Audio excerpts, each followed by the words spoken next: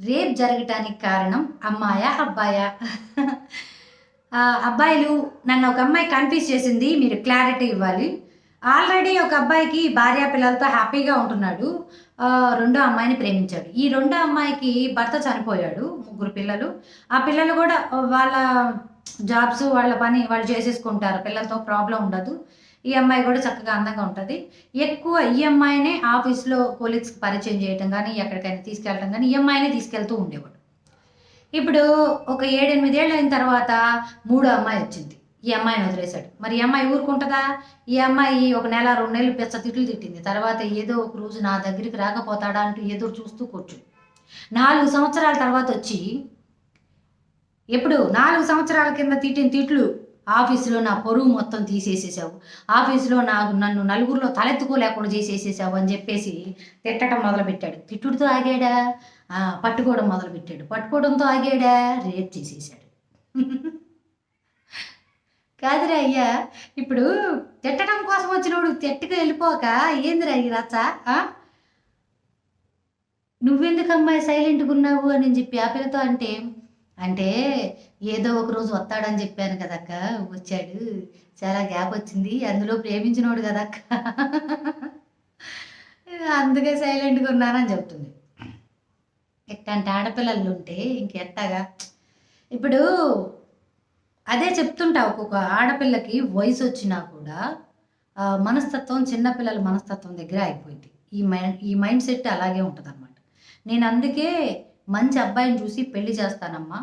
నీకు ఇబ్బంది లేదు. నువ్వు ఆహ్, ఒకటో దానిగా, రెండో దానిగా ఎళ్ళే కన్నా చక్కగా పెళ్లి చేసుకో. నీ లైఫ్ అనేది నువ్వు సెటిల్ చేసుకుంటే మంచిది అని చెప్పా. అందులో తప్పు లేదు గదా! తెలుసుకొని మాట్లాడు అని మాట్లాడుతున్నావు. ఇప్పుడు మాట్లాడతానికి వచ్చినోడివి, మరిక్కడ దాడెందుకు చేశావు?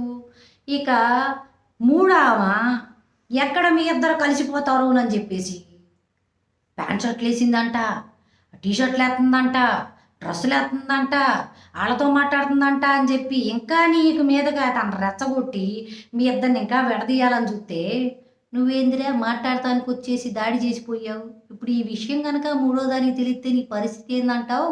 హ్మ్.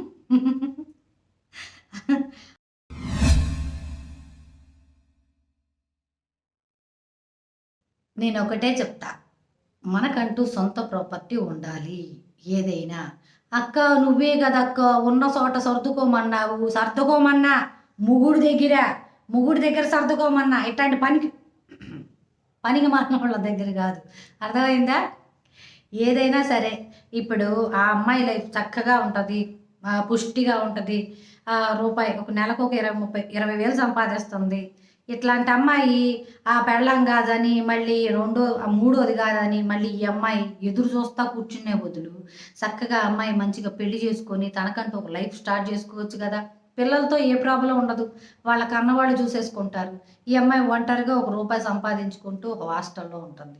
మరి అలాంటప్పుడు దానికో దారి చూపించాలనుకుంటా గానీ, మళ్ళీ నువ్వెప్పుడో అమావాస్య చంద్రుడిలాగా నేనట్ట వచ్చెళ్ళిపోతాను, నువ్విక్కడే ఉండు, నువ్వు గావాలి, అది గావాలి అంటే ఎట్టా సపోర్ట్ జేయమంటావయ్యా?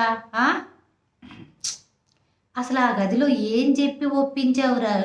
ఏం జేసి సచ్చావురా నువ్వు? ఏం జరిగిందంటారు అబ్బాయిలు? క్లారిటీ ఇవ్వండి.